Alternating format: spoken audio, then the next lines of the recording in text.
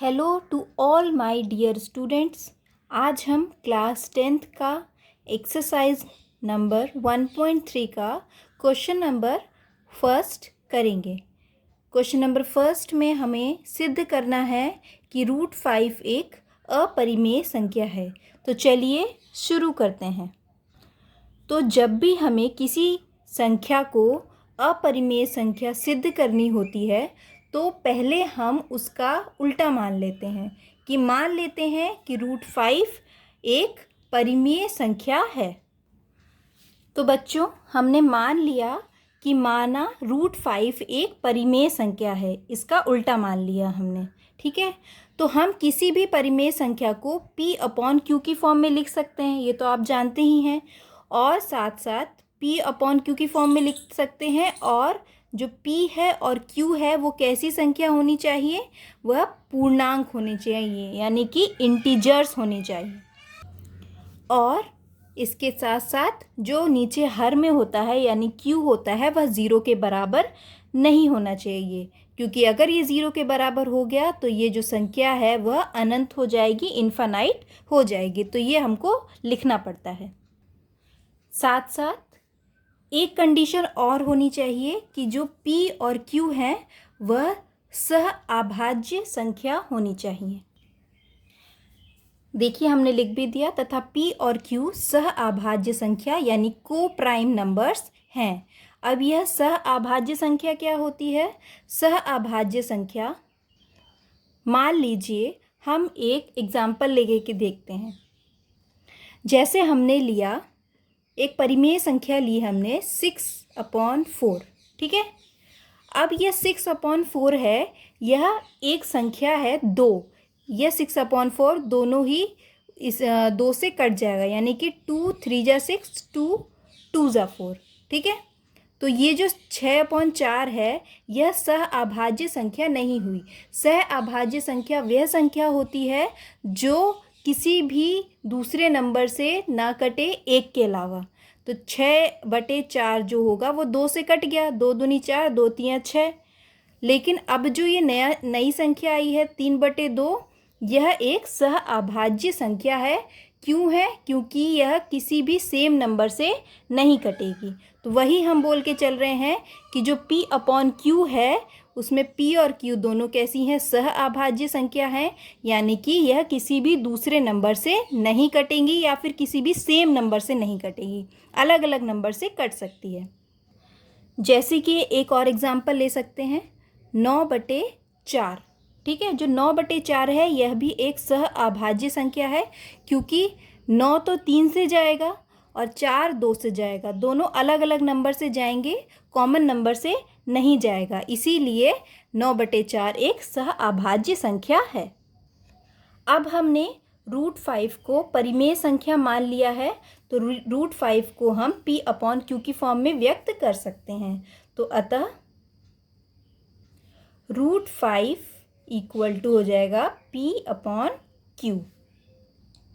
अब हम दोनों तरफ वर्ग कर देंगे, यानी कि स्क्वायर करेंगे। देखिए, दोनों तरफ वर्ग करने पर यहाँ पे वर्ग किया, यानी कि √5 का स्क्वायर इक्वल टू P²/Q²। दोनों तरफ ने वर्ग कर दिया, इस तरफ वर्ग किया तो आएगा 5 इक्वल टू P²/Q²। इसको हम इस तरह से भी लिख सकते हैं कि Q² को इधर ले जाएं तो क्या हो जाएगा? 5Q² equal to P²। ठीक है, और किस तरह से लिख सकते हैं हम? इस तरह से भी लिख सकते हैं कि Q² को यहीं पर छोड़ दें और 5 को P के नीचे ले जाएं। तो Q² इक्वल टू 5 को इसके नीचे ले जाएंगे, क्योंकि इधर ये गुणा में है तो इक्वल टू की इस तरफ भाग में चला जाएगा, तो ये हो जाएगा P²/5। यह आपका समीकरण 1 हो जाएगा तथा ये समीकरण 2। अब देखिए, अगर किसी संख्या को इस तरह से लिखा जा रहा है कि P²/5 is equal to Q², मतलब यानी कि कोई संख्या आ रही है, कोई संख्या को दूसरी संख्या से भाग देने पर ये संख्या आ रही है, इसका अर्थ ये है कि 5 जो है P² को भाग दे रहा है, यानी कि विभाजित कर दे रहा है। पी स्क्वायर को कौन विभाजित कर रहा है? 5 विभाजित कर रहा है, क्योंकि हमें ये समीकरण देखकर ही समझ में आ रहा है, क्योंकि इसका आंसर भी निकल रहा है एक तरह से। ऐसे ही तो लिखते हैं हम। जैसे कि हम 6/3 लिखें इक्वल टू 2 लिखें, इसका मतलब यही तो है कि जो 3 है वो 6 को विभाजित कर रहा है और आंसर 2 आ रहा है। कुछ इसी तरह का बन रहा है। तो इसे देख के हमें यही पता चल रहा है कि 5 पी स्क्वायर को विभाजित कर रहा है। तो अगर 5 पी स्क्वायर को विभाजित कर रहा है तो 5 जो है इसका जो रूट होगा, इसका जो वर्गमूल होगा, उसको भी विभाजित करेगा। जैसे कि हम एक एग्जाम्पल लेते हैं कि 2 को अगर हम 5 से भाग देंगे तो ये 5 से भाग चला जाएगा। 5 4 ज़ा 20 और 5 5 ज़ा 25, 45 आ गया। अब इसी का अगर हम रूट कर दें, इसका वर्गमूल क्या होगा? 15। 15 को हम 5 से भाग देंगे तो ये भी इससे डिवाइड हो जाएगा। इसी प्रकार अगर पी स्क्वायर 5 से विभाजित हो रहा है, डिवाइड हो रहा है, तो इसका वर्गमूल यानी कि p जो होगा वह भी 5 से डिवाइड यानी विभाजित हो जाएगा। तो हमने यहाँ पर लिख दिया है, यहाँ 5 पी स्क्वायर को विभाजित करता है, अतः 5 भी p को विभाजित करेगा। अब देखिए 5 अगर p को विभाजित कर रहा है तो 5 में किसी न किसी चीज़ की गुणा करेंगे तभी तो p आएगा, है ना। जैसे यहाँ पर 5 में 3 की गुणा कर रहे थे तब तो वो 15 को विभाजित कर रहा था, तो 5 की गुणा 3 में करने से 15 आ रहा था। इसी प्रकार 5 की किसी एक चीज़ में गुणा हो रही होगी तभी वह p को विभाजित कर रहा होगा, p उसमें आ रहा होगा। तो हम क्या करेंगे कि अतः माना p बराबर 5 × k, यानी कि k वो नंबर है जिसका 5 से गुणा करने पर ये नंबर आ रहा है, यानी कि एक तरह से भागफल आप समझ सकते हैं इसको। ठीक है, तो यह इसका कोई गुणनखंड है।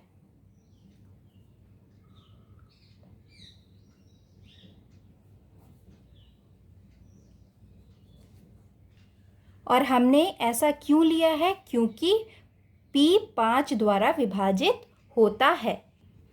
अब p = 5 के जो वैल्यू है इसको हम समीकरण 1 में रखेंगे, यानी जो p की वैल्यू है 5 के, उसको p स्क्वायर की जगह रख देंगे।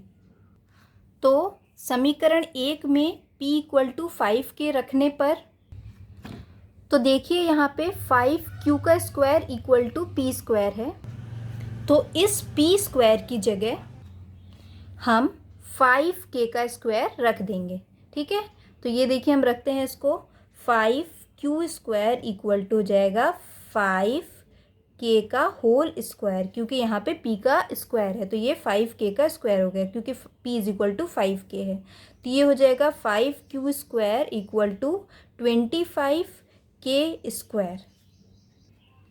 अब ये कट जाएगा, 5 5 ज़ा 25। ठीक है, तो ये हो जाएगा q² = 5k², यानी कि k² को हम यहीं छोड़ देंगे, 5 इसके नीचे चला जाएगा, q²/5।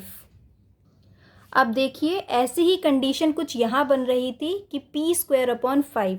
इससे हमें क्या पता चला था कि 5 जो है वो p² को विभाजित कर रहा है, तो 5 इसके वर्गमूल को विभाजित करेगा, यानी p को भी विभाजित करेगा।